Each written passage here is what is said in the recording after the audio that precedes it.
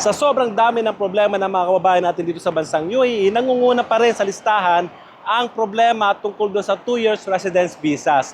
Ang problemang ito actually nagsimula sa mga taong nagbebenta ng kanilang 2 years residence visas na hindi naman actually functional ang kumpanyang ito, kaya nagiging illegal. Kaibigan, wag na natin gawin ito dahil marami na po talaga sa mga kababayan natin ang na-deport dahil sa tinatawag na illegal or freelance visas. Bakit hindi natin gawing legal ang visas ninyo? Meron po kaming ino-offer sa aming kumpanya, Great Vision Business Consultancy, na 11,500 dirham. Everything is there, no hidden charges. May lisensya ka, may 2 years residence visa ka. Ngayon, yung lisensya na yun, you can perform that business license at home. Pwede kang magnegosyo sa bahay na hindi mo kailangan ng shop or commercial spaces. At ang visa mo naman, pwede kang mag-sponsor ng pamilya under that visas.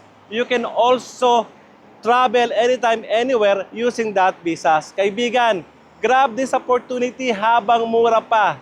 Tara!